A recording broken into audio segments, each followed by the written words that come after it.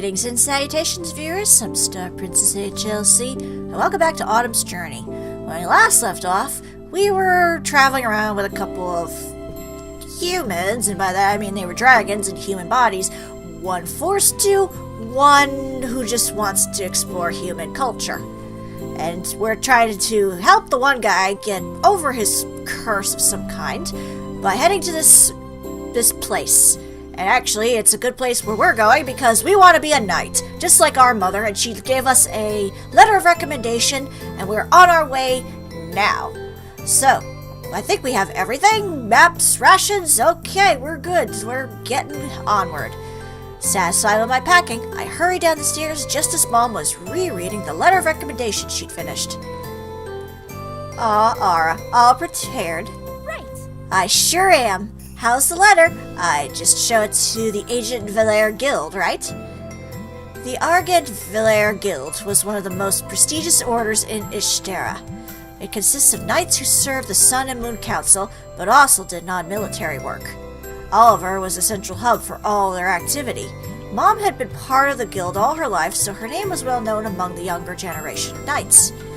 Right, as long as a former knight recommends you, it shouldn't be hard to earn the rank.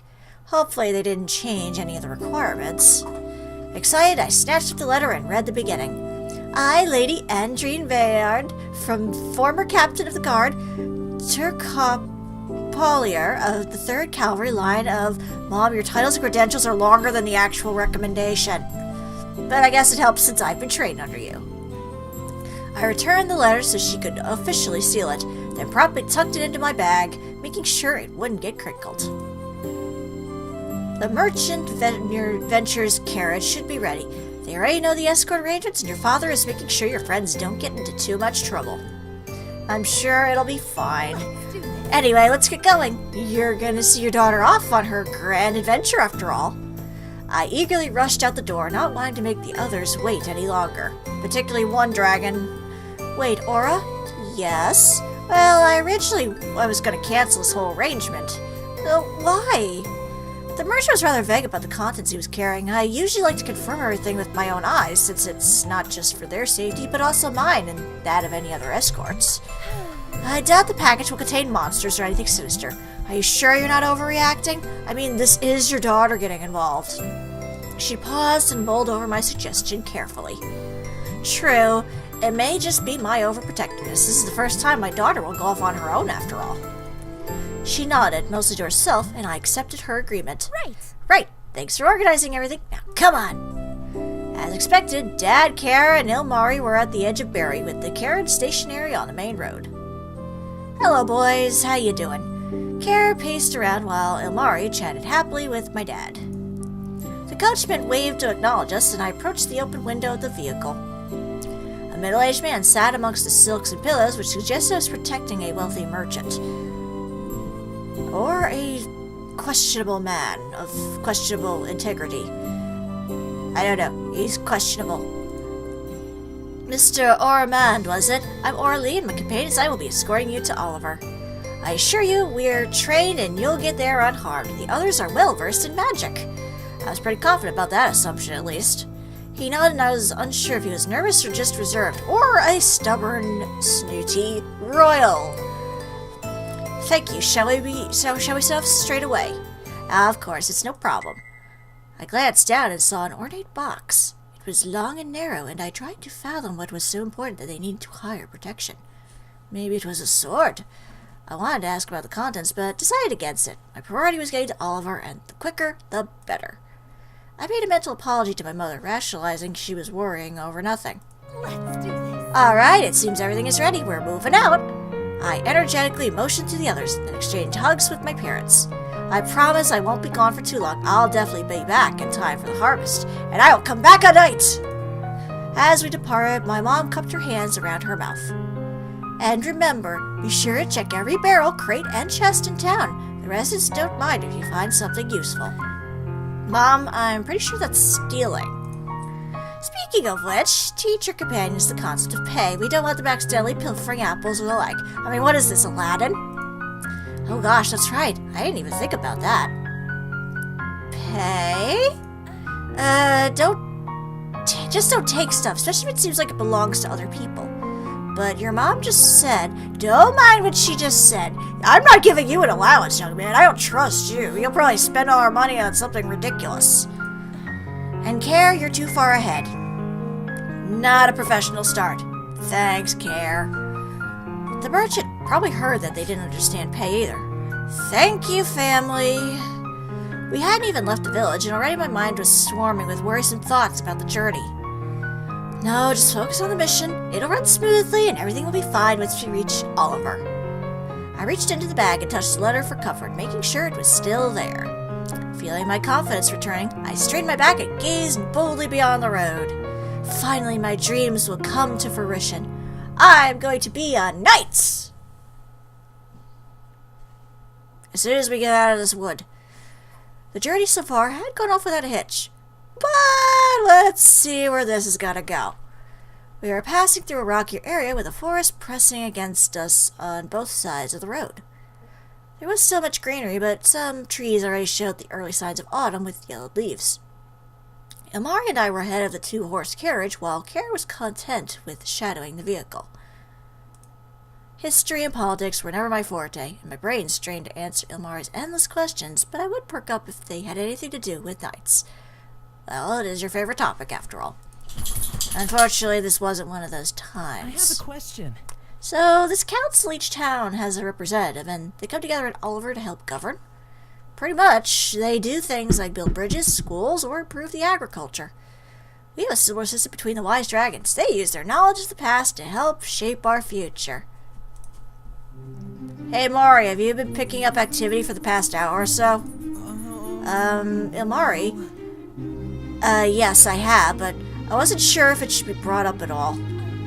Activity? Are we being followed? The two exchanged glances, with Ilmari appearing more apologetic than Care. I'm sorry, I should have said something. I wish I had your hearing abilities, but still, I feel so inattentive. I surveyed the forest, noting any jutting cliff sides if we were to be ambushed. How many? I don't know, 5 or 6. Do you think these followers have a malicious agenda? I didn't think Heavenkind would be the hostile type. Well, I wish I could say everything was peaceful, but disputes and fights still arise. There's always exceptions. Dragonkind are generally harmonious, but clashes still occur. Especially when dominant young males are expanding their territories and they happen to overlap. It can get quite intense and scary. Not speaking from experience or anything, I totally wasn't bullied and forced to be chased out of my own river multiple times. What are you talking about? Of course not. I never assumed. I did. Annoying. Bah. Weak. Wait. He stared hard at Ilmari, and then his eyes widened in recognition. We have met. You chased him out of his territory one time, didn't you? Care let out a boisterous laugh, clearly amused by the whole situation. Sorry about that territorial instinct. That lake had a nice beach. I feel like a third wheel over here, not knowing what's going on. I stepped between them before any more tension could arise. Stay focused. Can we save the border debate for another time? Right now we have to focus on the people pursuing us. I wish you told me sooner, but at least now we can anticipate any attacks. Let's keep it from the coachman and our client. We'll feign ignorance in the meantime and hope nothing bad will come out of this. I'd rather avoid a battle if possible. Realizing we'd been standing around, we resumed our march. As I adjusted the bag strap over my shoulder, I glanced discreetly into the woods. Care? Ilmari, what is your fighting experience? He could probably take them out in dragon form. Ugh, this body. Ilmari shook his head resolutely. I'd rather not. I'm not doing anything like that. Moreover, I am Urias. I wouldn't do well on land. He is a water dragon, it's true. I know some magic, so I can be a good support. Can you be the healer? Or is it that you can just do, like, buffs and such? Bring it. I'll be fine fighting directly. Right. At least you can walk without any problems. Now you can, anyway. And I have my sword along with some focusing techniques. At least we're balanced enough, and my focusing techniques would help me fight in optimal condition. Ilmari's ears perked up, and he shifted nervously while Care grit his teeth. They're moving swiftly. They're probably planning to launch an assault once we advance a little farther. I I think they're positioning themselves by that outcrop when we get there. Alright, they think they have the element of surprise. Prepare yourselves. You are about to fight a future knight! Sounds like there's more than 5 now. Damn it. I could feel my stomach lurch as we neared the destination, and I already had my hand on my sword hilt. Calm down, calm down. A knight wouldn't be afraid. I gulped and then chided myself mentally, shaking those thoughts from my head. I reminded myself that I was not a coward. I am a future knight, damn it! I will not be scared away. I mentally concentrated on a spell that helped refresh and restore some vigor to my body. It would increase my strength temporarily. Once the outcrop loomed over us, there was a moment of uneasy stillness before a swift wind swept through the trees. Yeah! What? Ooh. A muscle-bound man landed directly on top of the carriage, shaking it violently and causing the horses to rear up. The coachman tried to settle him down as the attacker leapt off the vehicle, unsheathing his sword. I dashed over and directed his attention to me before he could rip off the door. Our weapons clashed, and I clenched my teeth as I successfully pushed him away from the carriage. I heard the scuffling of feet as more men emerged from the forest, and my heart plummeted. We were outnumbered nearly 3 to 1. Not only that, all the attackers seemed too organized to be a mere bandit group. My opponent's sword fighting was refined, and their outfits too proper. Robin Hood, is that you? Not to mention that they had followed us for some time, according to Care and Ilmari. Take that! I dodged one of his slashes and knocked him out with the blood side of my sword. I did not want to resort to taking a life if I could help it. Oh, he's punching his way through. I saw Care lunge forward and awkwardly slap one of the guy's faces like he was in a cat fight. It looked painful, but it was not an effective strategy. I shall get rid of you. Claws. He's used to battling with claws. I tried to approach Care, but was stopped by another foe. I parried just in time, but could feel the axe whistling past my arm. Care, punch them! Make a fist! What? The axeman swung again. I ducked and then charged forward, bringing up my left hand. Like this! My fist struck my opponent's cheek, causing him to stumble back. Pain shot through my arm, and it took all my effort not to drop my sword and cradle up my poor hand. Like that, but without the pain, please. Right. Yeah, there you go, buddy. Care delivered a hearty punch. This time it sent his opponent flying. He glanced at his fist in bafflement, then smirked. Oh no! Not bad, I could get used to this. Don't. As Care jumped into the fray, I heard Ilmari apologizing loudly. A burst of water streamed forth from his hands, toppling someone who tried to run up to him. 4 down, 4 to go. A few men that had gotten back up were now second-guessing themselves, while more stubborn ones tried a round 2. As I was engaged in another sword fight, I stepped back and felt my shoulders bump into someone, obviously by the picture it's Care. I glanced up in the heat of battle and spotted Care, who looked down at me. The heat of battle? That reminded me. I assure you the spell won't wear off for my clothes. It's just that I don't want to glance back during, I don't know, the heat of battle and catch you stark naked. You said that out loud, and I'm sure they're questioning you now. Heh. Ha ha ha. Before we could stop ourselves, we burst out laughing and confusing the challengers that surrounded us. Are they mocking us? I'm very confused. Why are you two laughing? Help me! Ilmari retreated to the other side of the carriage as he struggled to conjure a spell. Care, still chuckling, knocked another man out and darted around the carriage while I was locked with second-to-last foe standing. Well, the second-to-last foe. I riposted, but he blocked my sword. I retaliated with a swift kick to the stomach, and he stumbled back. His eyes darted over his fallen comrades as he slowly backed away. I pointed my sword at him, and he hastily disappeared into the forest, leaving his partners behind. Perfect timing, since I felt my focus spell wear off. Coward! A high-pitched scream came from the carriage, and I saw that the door was open. One of the armed men was escaping with the box. No, not the box! There could be something valuable in there! Bring it. Not while I'm around. He slammed the ground with his fist, causing the whole place to shake. He is an earth dragon, after all. I knelt down, covering my head as my sword clattered harmlessly onto the soil. My knees felt like they'd liquefied, and I had to use one hand to support myself. Okay, enough with the earthquakes, dude. I couldn't move, and each shock only reinforced my terror. Please stop. Care, cease this at once! Did Amari notice I was scared? The man tripped from the jolts, and the box flew out of his grip. It hit the rocky terrain with a crash, causing the latch to open.